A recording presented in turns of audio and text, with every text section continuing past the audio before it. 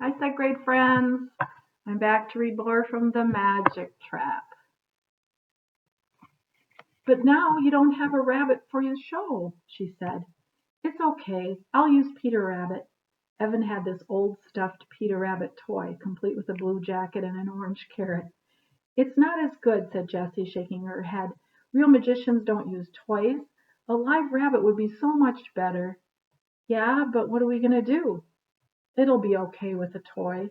I'll make it I'll still make it appear. Evan picked up the sticks and threw them far into the woods. Jessie started stacking the boxes. With all the rocks taped on, they were really heavy. Hey, Jess, said Evan, you were pretty smooth with flipping the box and catching the mole. You were fast and you did it just right. I don't think I could have done it as good. Jessie smiled. I kept my head. I didn't panic. No, you didn't, Evan said, looking into the woods for a minute. So, do you want to be my assistant? Really? Really? Can I? Jessie jumped up and down. Yes, I'll be so good, I promise. I'll practice and practice and I'll be super smooth. Well, we probably should start now. The show's in a week. That's not long to learn all the tricks. They had gathered up all the boxes and dragging them out onto the porch when their dad came out, looking for better cell reception. He nodded to them and said, Hey, and he put his eyes on the screen. I'm going to be in the show, said Jessie. That's great, he said without even looking up and pushing buttons with both thumbs. Jessie thought she heard him curse underneath his breath, but she couldn't be sure. And we caught 'em all, she said, hoping he would turn his attention to her.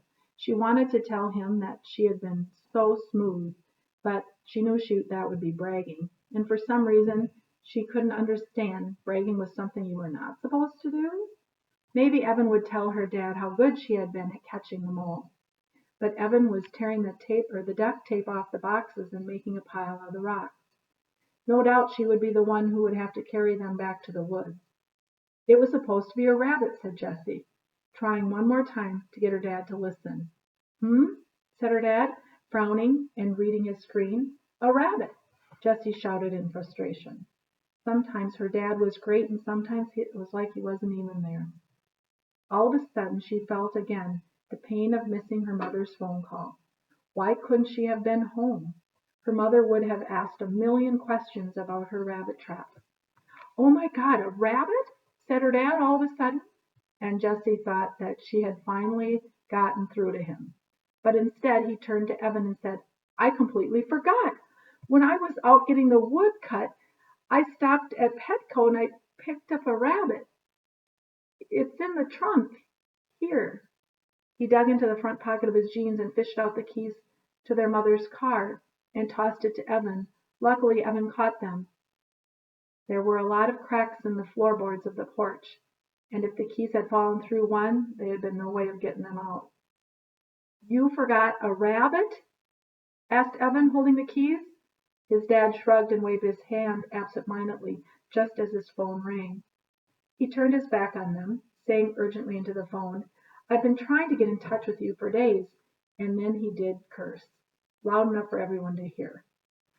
Come on, Jess, said Evan. They hurried around the side of the house to where the car was parked in the driveway, in the sun. You can't leave an animal in a hot trunk, said Jessie nervously. Oh, this was going to be bad. Evan tried to open the trunk with the key, but it was stuck.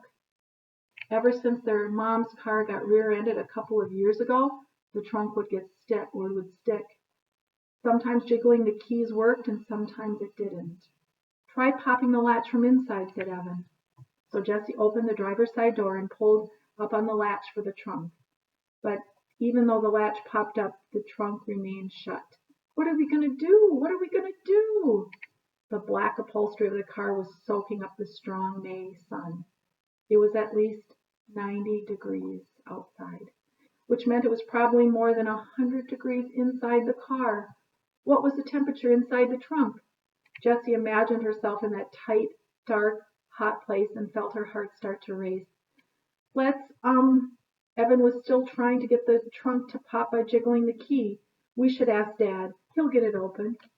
Jess, he's the one who ditched the rabbit in the first place. But the rabbit's going to die. Jessie had heard about things like this happening. Dogs left in closed-up cars for even a few minutes on cool spring days. But on a day like this, she knew that furry animals had a real hard time controlling their temperature because they couldn't sweat. They would overheat and then die.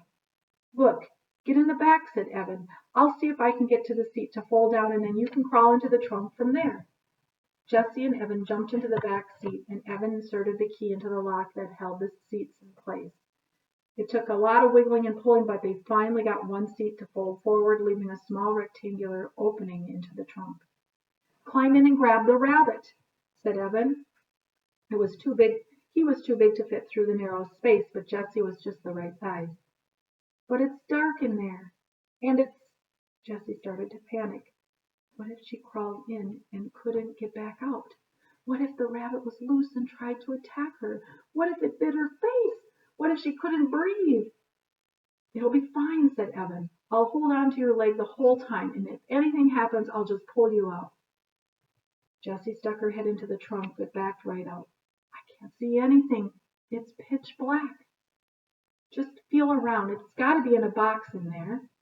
He put his hands on her shoulders. "Jessie, you have to do this. You have to be brave. I'll be here the whole time, I promise." Jessie ducked her head inside and then eased her shoulders through the hole. There was just a little bit of light leaking through, but the far corner of the trunk was completely dark. She couldn't see a thing. She scooted her hips through and then both knees and started inching her way towards the dark. The air inside the trunk was heavy and hot. It made her lungs feel clogged up. The top of the trunk pressed down from above, so she couldn't crawl properly. She lay down on her stomach and reached forward with both her hands. She tried to breathe normally, but it was like trying to breathe wet cotton balls. Her hand inched forward. She felt something about the size of a shoebox. She grabbed it and pulled it towards her. As she started to back out, her foot seemed to get caught on the edge of the opening. She tried kicking, but she couldn't feel her way out. "Evan, Evan, I'm stuck!" She kicked harder with her foot. Her hands holding the box started to shake, and she worried that she would rattle the frightening rabbit to death. "Stop kicking! I'll pull you out!" "Ow!" shouted Evan. Jessie could feel his strong hands grabbing her ankles and yanking. In less than 3 seconds, she was out of the trunk, draped over the back seat with a cardboard box in her hands. "I don't think it's alive," Jessie whispered. She was close to tears. All the edginess of being stuck inside the trunk mixed with her worry about the poor hot rabbit. Why had her dad left the rabbit in the trunk? How could he have left it in there? "Come on," said Evan. "We gotta go, or we gotta look." Evan unhooked the cardboard tabs on the sides of the box, and together they looked inside. You know, I love stopping at suspenseful parts, so I'm going to stop there, second graders. We'll continue on. I sure hope the rabbit's okay. Bye.